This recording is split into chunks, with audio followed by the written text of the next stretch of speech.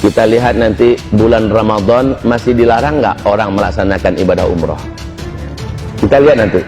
Kalau masih dilarang, lampu kuning dah tuh. Itu kuncinya. Lampu kuning. Kalau berkepanjangan larangan ini sampai ke musim haji, demi Allah itu lampu merah. Bila sampai ke musim haji, orang terhalang melaksanakan ibadah, demi Allah pencipta langit dan bumi, saya nyatakan di depan Bapak Ibu semua, seluruh bumi akan mengalami bencana-bencana alam yang paling mengerikan. Jadi tandanya nanti bulan Ramadan. Ustaz, tidak terjadi. Alhamdulillah, kita sujud syukur bersama-sama. Berarti Allah masih sayang kepada kita. Allah masih beri kesempatan bagi kita untuk memperbanyak amal soleh. Tapi kalau ternyata Ramadan tetap dilarang, awas, lampu kuning. Kalau sampai larangan ini berlaku sampai haji, maka hadis Nabi jadi terwujud. Akan ada tahun di mana umatku terhalang melaksanakan ibadah haji dan umrah. Jika demikian, inilah zamannya kita akan menyaksikan bencana-bencana alam yang paling mengerikan serentak di seluruh dunia. Tahu nak Bapak Ibu, penstabil bumi ini adalah tanah haram. Poros bumi ini ke Sidratul Muntaha adalah Ka'bah. Penyeimbang bumi ini adalah orang-orang tawaf sekitar Masjidil Haram. Hawa dosa, kegelapan maksiat yang dihasilkan oleh para pelaku-pelaku dosa dari orang kafir, orang musyrik, orang munafik, orang zalim, orang fasik, orang mujrim, dan seluruh orang ateis segala macamnya, itu mengeluarkan hawa hitam yang membuat bumi mengutuk, yang membuat langit tidak menerima, yang membuat laut berdoa kepada Allah, izinkan kami ya Allah menjadi penyalur azabmu kepada makhluk-makhlukmu yang durhaka kepadamu. Setiap para pelaku dosa mengeluarkan hawa hitam yang mengerikan, Pak, dan ini membuat bumi tidak rela Allah dimaksiati. Bumi berdoa kepada Allah, yang membuat laut tidak rela Allah dimaksiati. Laut berdoa pada Allah, minta izin kepada Allah agar Allah izinkan mereka mensunamikan bumi ini. Udara juga tidak rela untuk dihirup. Langit juga mengutuk, minta izin pada Allah agar turun petir dan segala macamnya. Ibarat Allah yang kami muliakan, selama ini Allah masih tahan-tahan, tapi ini akhir zaman, Allah tak akan tahan lagi. Nah, yang mampu menjinakkan bumi adalah selama orang masih tawaf di sekitar Ka'bah, selama orang masih umroh ke Masjidil Haram.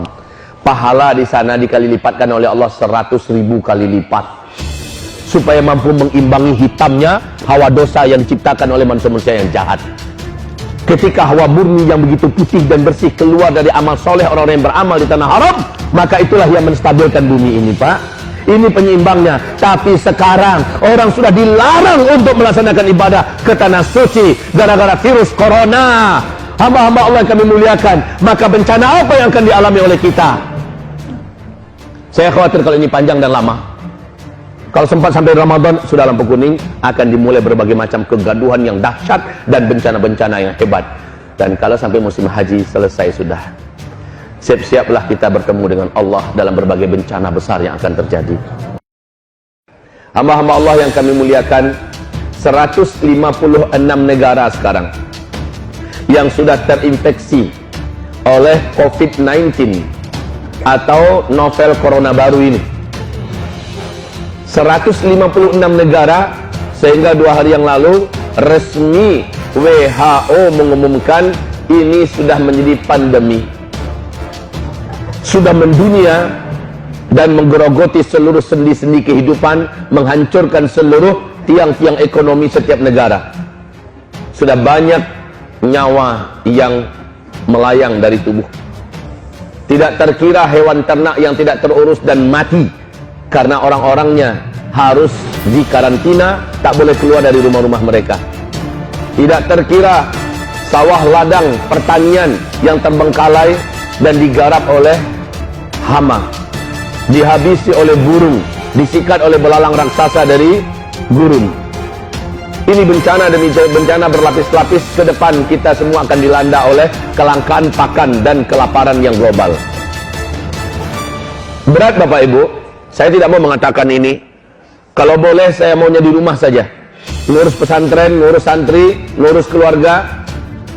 Akan tetapi seperti yang disampaikan oleh Bapak Subarkah tadi, 4-5 tahun yang lalu saya sudah menyampaikan apa-apa yang akan terjadi menurut hadis-hadis Nabi. Dan seperti yang beliau katakan, lebih 90%-nya saya sampaikan terjadi semua sekarang.